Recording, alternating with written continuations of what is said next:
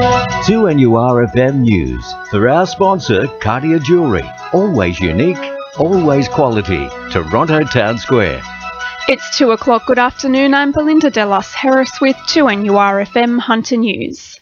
BAE Systems Australia are preparing to call Williamtown Airport home after being awarded a major defence contract to carry out maintenance work on the fleet of F-35 Joint Strike Fighters to be stationed at the RAF base from 2018. BAE will provide heavy airframe maintenance and sustainment capability for the Joint Strike Fighter global fleet, with work expected to see a much-needed boost in Hunter jobs. BAE Systems Aerospace Director Steve Drewy says it's all part of an internationally spanning program. This is meant to be a global sustainment solution. I'm sure there's going to be strong interaction with all the partners going forward, helping the Joint Program Office produce a global sustainment solution. So that would include Italy in Europe as well.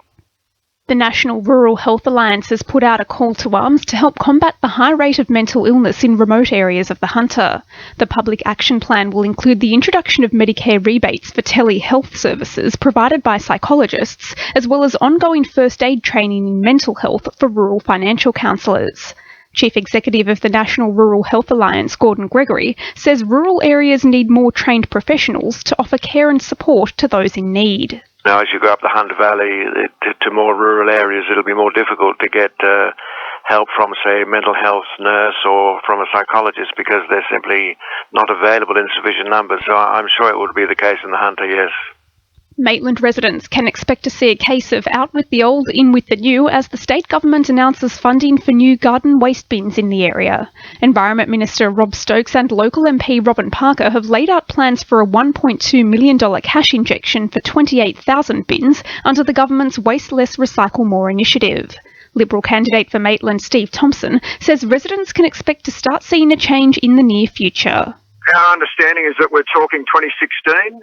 Obviously, the New South Wales Government and Maitland Council are working together on this one. And, given we don't have a facility like this in place at the moment, it's going to take a little while to get up and running. But I think it's something we can all look forward to.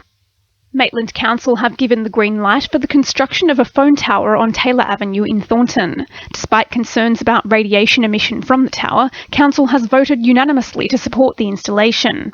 Once completed, the tower will stand up to 30 metres tall, with an Optus equipment shelter also to be included on site. Concerns about a lack of cultural centres in Maitland are soon set to be a thing of the past as Port Stephens Council announces plans for a major art complex. The centre will be built on the site surrounding Raymond Terrace Library, overlooking the river past King Street. Deputy Port Stephens Mayor Steve Tucker says Council have a number of plans for the area. Incorporate, as time goes by, a performance space, probably something like anything up to 500 seats, an exhibition space, and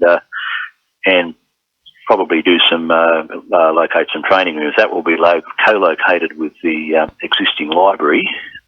Singleton Council has partnered with Liddell Coal Operations to provide $580,000 in funding for community projects. The funding received from the voluntary planning agreement will cover interest payments and help keep the burden off ratepayers. The bulk of the funding will go towards improvements to Lake St Clair, installing a caretaker facility and boom gates. Council has also been in contact with State Water to secure a long-term tenure of the park. In finance, the All Ords is down 34.5 points at 57.22, and $1 Australian is buying 77.73 US cents. Now with sport, Reece Wicks. Newcastle Knights prop Sam Matura is preparing to bring his best after being named in Saturday's trial against Warhope and Port Macquarie.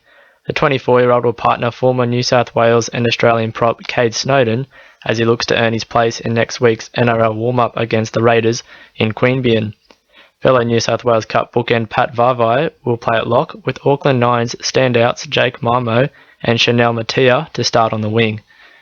The Jets youth will be relying on fresh blood when they take on Sydney FC in this afternoon's catch-up match at Magic Park. The teams were due to face off in Western last month before the game was washed out. Antone Burt-Gilroy will make his debut for Newcastle, while Braden Crowley and Tom Waller are also set to play. The match kicks off in just under 2 hours.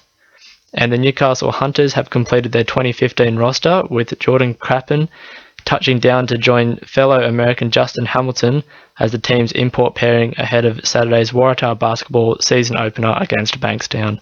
That's sport. I'm Reece Wicks. 2 NURFM news time is 2:05.